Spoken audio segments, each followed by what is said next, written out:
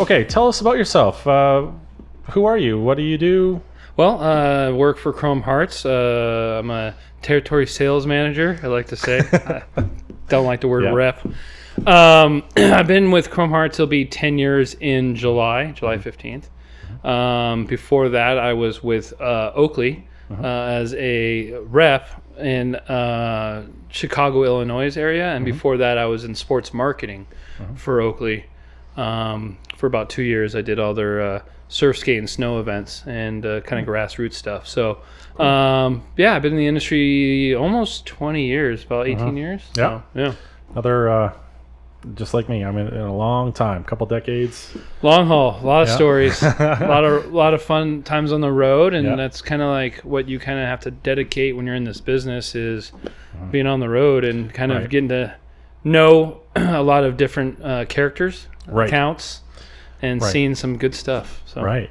So you say you're the territory manager, and we're thankful to have you in today. Yeah. Where do you live? I reside in LA right now currently. So cool. So that's quite a territory. Yeah. So I do half of Canada and a third of the country, and also Hawaii. So cool. So I always find it intriguing when some of our American friends, my reps, territory managers, whatever you want to call them, are traveling, make time to come to Regina and spend time with us. Regina. However you want to call it, but we all know what it rhymes with. I'm really thankful for you guys to come up here and spend time with us and show us product and stuff that I still feel is like world-class stuff for our little city. Yeah. And but what was it like the first time you came to here? Yeah. Cold. Yeah. I just didn't know how you guys drove around without your banjos freezing, you know? It's so cold up here. Banjo freeze. No, I just thought that, especially with your clientele, I was really amazed that you had a diverse crowd, but also a crowd that really appreciates kind of high-end eyewear, which what you sell. So in a smaller town like Regina, just kind of, it was unique. I don't see that. And I've actually, I've done a lot of the Midwest too. I was, when I was in Chicago, I did all the way to Minnesota, all the way to Detroit, and all the way down to Texas. So dealing with small accounts in Arkansas, and you drive right through those places, and someone might just drive right through Regina and not understand that there is a culture that really does appreciate high-end eyewear. So yeah, cool. That's very cool. And so in your many years traveling, being in the business, how did you start? Well, grew up in Orange County, little surf kid. In my neighborhood, was kind of a unique neighborhood. We had Greg Arnett was in the neighborhood, his family, like kind of partnering neighborhood in Orange County, and lost light. Then we also, I grew up with Jamin Gennard, who was the owner's son of Oakley, so Jim Gennard's son. Cool. Grew up with him on the same surf team, same friend group. Just I knew him since fourth grade. Yeah. So a lot of my friends either went on surf tours, some went to go work for like action sports companies. I decided to do the irresponsible thing and actually go to college, and I went to Santa Barbara, UCSB, and graduated with a nice 2.0 average, probably, or 2.3 or something. So I was pretty proud of that. Yeah. And it was funny because my dad was you said graduated, though, right? Yeah, I did graduate. Okay, there we go. I still have nightmares about that. No, so my dad was kind of funny because he's like, you had a horrible grade average, like, what are you going to do? And I go, Dad, it's called networking. He's like, what do you mean? Like, I go, I networked, and I know a network of people who are going to give me a job afterwards. He's like to see it, Yeah. And then I graduated and did some interning for a couple action sports companies, and Jamin reached out to me because he was starting this new kind of, we called it alternative marketing for his dad for Oakley to kind of get it more youthful. So he brought me in as kind of a party coordinator kind of guy. So I went from Santa Barbara partying to working for a multiple billion-dollar company, having a huge budget to throw surf, skate, snow events, fashion events, to kind of get the youth culture back involved with Oakley. So I did that for about 2 years. You were a professional partier. Pretty you went much, from a student partier to a professional But partier. it was more of a job too, because Jamin, we wanted to, and I love him to death. He gave me my first opportunity. Like, we really wanted to set the bar high. So Right. we would have to be out at an event till 2, but I had to be in the office by 8, and it was just standard. So I did that for about 2 years, and I realized I was turning about 24, 25, and I got a job offer for Oakley to move to Chicago and take over Illinois as a sales rep for them, an independent contractor at that point. So I packed up my car. Wow. When I was 25 on Thanksgiving, I moved out to Chicago. Not really didn't know anyone. The only one I knew was some publications that I kind of did events with, Right. and the other rep. So I was out there for about, I think, 5 years, 6 years with Oakley, and then as everyone knows, the whole Exotica thing Right. came into it. The whole kind of culture, I felt, kind of changed. Right. So things ended with Oakley, and then decided to try to get out of the industry for a little bit. So I started building motorcycles, Right. and that's where I kind of developed my passion for motorcycles, and decided to ride around country. So a couple times on old bikes that I built, and I think I was about 29 or 30 when that happened. And then it was great until the money started running out. Right. Yeah. Hate when that happens. And then I with Cos Lycos owned Optical Shops of International with Larry Sands and Troy Smith, Right. and called me and said, Cos did, and said, hey, we're looking for someone for the Midwest. Are you interested? And I said, no, I don't want to do that. And so I pushed him off a couple months, and looked at my bank account, and I was like, you know what? I'll give this a try.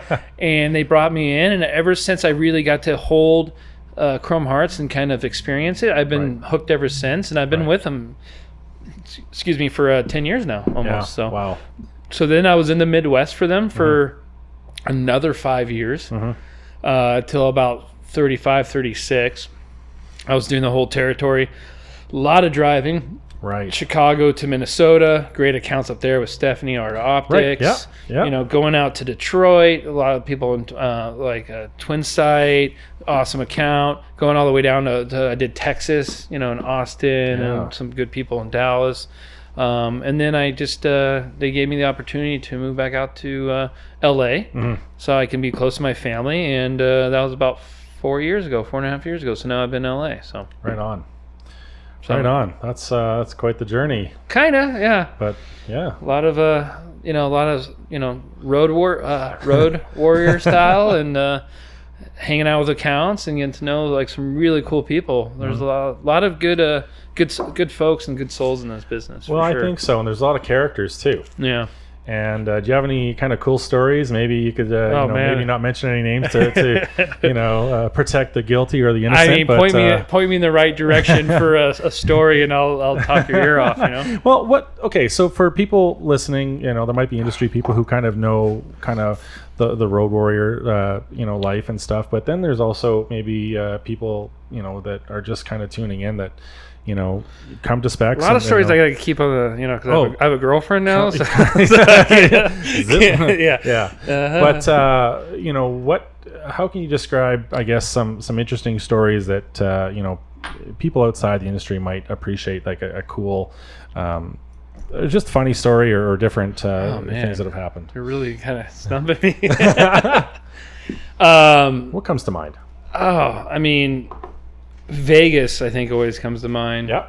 Paris comes to mind. We get to go to some really cool shows. Have you been to Selmo? Never been to Selmo yet. No. Selmo is a must. It's I've been very fortunate to work with such a great company that's taken me really cool places. But dancing at nightclubs till 5 a.m. Does this take you back to the early Oakley days where you had to party all night but then still get up and work? It does. And show up and all that kind of stuff. So you're a seasoned veteran of that. I actually, I think it was like the first year I went into being a sales rep, and I still had that like kind of fun mentality, but I was sitting in a really fucking boring sales meeting with 300 other reps worldwide and going over people's numbers and how horrible it is. And I was sitting with Scott Bowers, he was the head of marketing for Oakley, and I was sitting next to him.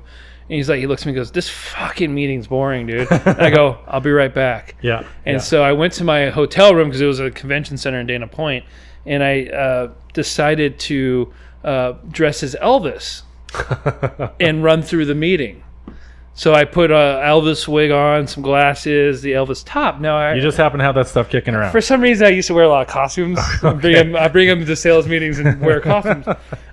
So what I did was I wanted to spice it up. So I decided to put a sock over my lower region and not wear pants. All Red Hot Chili Peppers. Yeah. Okay. And decided to streak a sales meeting with 200 to 300 people. Forgot that people did have cameras. But I don't think a lot of people knew that was me. But there's the next year, as I was streaking it, I'm a very fit guy, but my body's flawless. Right. But my lower half, I think there's probably a little cottage cheese on it. So when I was running, there was a lot of jiggling going on. Yeah, yeah. And then the next year, they put a picture up on the wall, and they're like. Everyone's laughing. They're like, "But we still know who the streaker was, but here's a nice photo. It's just the backside, and it looks like cotton candy. Oh, It's just not good. Like this chub and just what is they call that? So you're able to anonymously pull that prank off, and But I mean, Scott Bowers knew, and I told my mom that, and she started crying. She's like, "You're never gonna get anywhere with that company if you keep doing shit like that." So, wow, those are the times. I don't know. Crazy. What's the craziest thing you've ever done? Oh man, geez, man, I'm a dad of 3 girls. I'm a busy guy. I don't know. I mean, man. you've been all at the Vegas, fun stuff. Or what's the craziest thing that you've seen that other people have done? That's a tough one. I'm a pretty tame dude, but what's cool to see is people kind of loosen the tie a little bit and get, we see a different side of them, like at these parties and stuff. At the Circle Bar? At the Circle Bar. You might want to explain the Circle Bar to people who don't know the Circle Bar is. Well, Circle Bar is... this is in Las Vegas at the Venetian. That's right. So basically, it's just there's an open invite for anybody in the industry to just meet there anytime, any night. There's always going to be other industry people there, and you just kind of, grab a drink and socialize and whatever. But it's just a great meeting place, and it's where reps can hang out with designers, and people can hang out with accounts, and people in customer service can hang out. It's a cool atmosphere, right? And like in typical Vegas fashion, I mean, the later the night goes on, the more drunk people get, and there might be words said, there might be, people, not necessarily acting in their, usual character, but it's cool. It's cool to see people that, and then also see them the next morning at an appointment. 9:30. Yeah, or Vegas 10 is the a.m. worst because you go. I mean, back in the day, we used to go to sleep pretty late and right. get to work all day and wake up early, and right. I had to start writing things down because I forgot what I was telling people. I hear you. So, and then New York has its share of cool parties as well. We got a really good industry, man. Like I think, I've developed so many great relationships, and really that's probably the main reason I like to go back to Vegas every year and New York. Is a little mini reunion with everybody every 6 months or whatever, and there's a lot of really great people. So. Paris, I'll get there one day. It's not really a priority. I seem to get all the product I ever want and need through those 2 shows in North America. And, if I'm going to go to Paris, I'm going to want to explore a little bit and check out the lay of the land a little bit and spend a little more time. But just too busy with the 3 girls and the business and everything. And so... But other than that, I love the shows. So you've never been a rep, like on the road? Never been a rep. I've been doing this since I was 18. Yep. But have never been a rep. It's a different lifestyle, and it's there's still some really good road warriors out there that live in their car, and it's kind of don't want to say young man's game, but or young woman's game, but it's definitely it's not for the faint of heart. I respect people who do what I do because, and people who do it harder because people are on the road longer, out of their car. It's eating cup of noodles and it's your own business, and it's a fruitful business, but it's also it's a lot of work. So it's a lot of work, and I have a lot of respect for you guys. There's a lot of solitary time, and hours and hours on the road. A lot of listening to podcasts. Yeah, exactly. I remember one rep many years ago, probably in the mid 90s. I can't remember what company it was for, but he was just kind of he was a classic old school salesman. He drove a Winnebago. Mm-hmm. So that's where he obviously was his accommodations, and he had the classic old briefcase. Like, I swear he sold Electrolux back in the day or, other kinds of things. And he just ended up into the eyewear side of things. But yeah, I don't see many of those old school reps anymore that are so old fashioned. Like, everyone seems to be kind of with the times now, at least who I deal with. Back in the day too, in the 90s, I remember there was one rep who was just so slick and so smooth. At least he thought he was, and he'd be like, "Hey Ryan, I got this fine Italian product for you. Let me tell you, have a look at this Italian product." And I was like, "Is that from Italy?" Just things like that. But yeah, the reps. We don't get many reps coming to Regina. Yeah. Everyone should go to Regina. Well, I think most of the reps seem to have fun here when we hit the town, and we get some good people going on here. It's not LA. I mean, you're respectful because you do try hard to get the end customer in to really kind of so we can showcase the product, right? And they're excited to see it. It's a plus. It's why a lot of people who do come to see you, it's probably why they do. Like, I know other lines do. So. It's a compliment when people want to come see you. Well, I know it's not just for your looks. It's not. Well, come on now. I smell good too. It's nice to have everyone make an effort to come to Regina, because it's not necessarily the easiest place. There's always a connection. It's cold here. It's colder. It's colder. Oh, come on! It's nice out today. Yeah. Like, you're catching some pretty fine weather here. You should be surfing right now, but I'm. Yeah, you had hail back home in LA yesterday or whatever it was, and I felt surfing right now. I'm in 35-degree weather. Yeah, but we're out of the way a little bit. But I like to get as many reps in here as we can to help. Just we can talk about the product all day long, but it just means a little something extra when people can hear it from you, and your story with the product, and a little more of the details involved, and also for people to see a little bit of everything, as opposed to what I just choose when I'm in New York or Vegas, or what has happened to filter in or show up. So what do you feel like the trending stuff? Because everything's always turning. So right. What do you feel the trending movement is? I mean, obviously rounds are still popular. Right. Heavy, thick acetate, cut acetate's really popular. Really. I feel it might come back, but right now it's not popular as heavy base frames, like 8 base, Oh, the big curves. Yeah, curves are gone, but I feel like they might be coming back. That's I don't have a crystal ball, but I just feel like the 90s are so popular with younger folk right now. Right. That heavy, like, kind of black flies, that kind of kind of heavy wrap. You saying like gas cans are coming back? White gas cans? Maybe white Arnett catfish or whatever they're called. Exactly. I don't know. I've for a long time have said that I feel the eyewear industry is a very inclusive one, where it's a big sandbox, and a lot of new styles don't necessarily have to come in at the expense of something else. If we see all these styles that are in style right now, and then let's say this other style comes in, it's not that the other ones have to get out. There's going to make room. There's more room in the sandbox for everyone to come in. We may see, I think, the smaller frames come back a little bit. I've been hearing that for 10 years now, but right. I mean, I see it. I don't see it. I see it on a fashion level. Yeah, it's not going to take over. It's a very good look. I just don't see, like, a lot of people hitting that. I mean, I think big is still in, and people still want the bigger frames. But. Right. You know what? and again, I don't think it's going to take over. It's Yeah. like, when bell bottoms came. I have a back a while huge head, back, man. not I can't. every- I don't hope those small I know. glasses don't come Yeah. in because I Yeah. can't wear those fucking things. I mean, I just got a small pair recently, and I was like, "Oh, this isn't half bad. I don't mind it." But I always find with smaller frames, thank you, Scott. When smaller frames can sometimes make your head look a little bigger. yeah. I I mean, everyone wants to look like Morpheus, right? Right. Yeah. Exactly. Yeah. So yeah, the smaller stuff might be coming back, but not really necessarily taking over. Yeah.